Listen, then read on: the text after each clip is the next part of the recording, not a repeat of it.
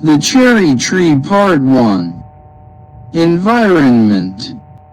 Reading. Read the first part of a story by Ruskin Bond about a boy who discovers the joy of planting a tree and watching it grow. One day, when Rakesh was 6, he walked from the Musaori Bazaar eating cherries. They were a little sweet, a little sour, small, bright red cherries, which had come all the way from the Kashmir Valley. Here in the Himalayan foothills where Rakesh lived, there were not many fruit trees. The soil was stony, and the dry cold winds stunted the growth of most plants. But on the more sheltered slopes, there were forests of oak and deodar. Rakesh lived with his grandfather on the outskirts of Musaori, just where the forest began. Grandfather was a retired forest ranger. He had a little cottage outside the town. Rakesh was on his way home from school when he bought the cherries. He paid 50 paise for the bunch.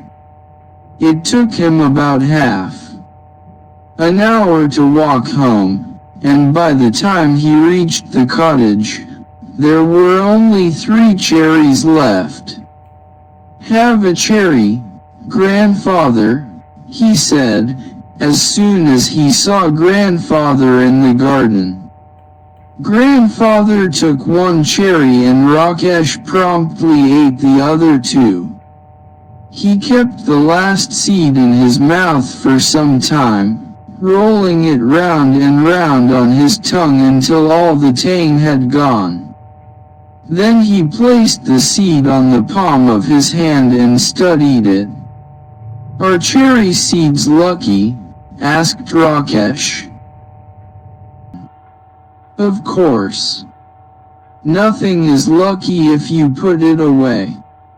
If you want luck, you must put it to some use. What can I do with a seed?" "Plant it." So Rakesh found a small spade and began to dig up a flower bed. "Hey, not there," said grandfather. "I've sown mustard in that bed. Plant it in that shady corner, where it won't be disturbed." Rakesh went to a corner of the garden where the earth was soft and yielding. He did not have to dig. He pressed the seed into the soil with his thumb and it went right in. Then he had his lunch, and ran off to play cricket with his friends, and forgot all about the cherry seed. When it was winter in the hills, a cold wind blew down from the snows and went hoo-hoo-hoo in the deodar trees, and the garden was dry and bare. In the evenings, grandfather and Rakesh sat over a charcoal fire, and grandfather told Rakesh stories about people who turned into animals, and ghosts who lived in trees, and beans that jumped, and stones that wept, and in turn Rakesh would read to him from the newspaper, grandfather's eyesight being rather weak. Rakesh found the newspaper very dull, especially after the stories, but grandfather wanted all the news. They knew it was spring when the wild duck flew north again, to Siberia. Early in the morning, when he got up to chop wood and light a fire, Rakesh saw the V-shaped formation streaming northwards and heard the calls of the birds clearly through the thin mountain air. One morning in the garden, He bent to pick up what he thought was a small twig and found, to his surprise, that it was well rooted. He stared at it for a moment, then ran to fetch grandfather, calling, "Grandfather, come and look, the cherry tree has come up." "What cherry tree?" asked grandfather, who had forgotten about it.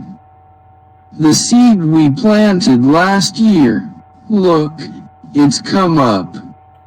Rakesh went down on his haunches, while grandfather bent almost double and peered down at the tiny tree. It was about 4 inches high. "Yes, it's a cherry tree," said grandfather. "You should water it now and then." Rakesh ran indoors and came back with a bucket of water. "Don't drown it," said grandfather. Rakesh gave it a sprinkling and circled it with pebbles. "What are the pebbles for?" asked grandfather. "For privacy," said Rakesh.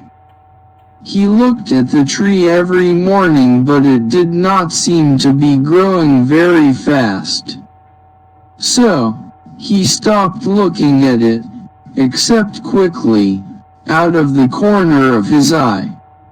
And, after a week or two, when he allowed himself to look at it properly, he found that it had grown at least an inch.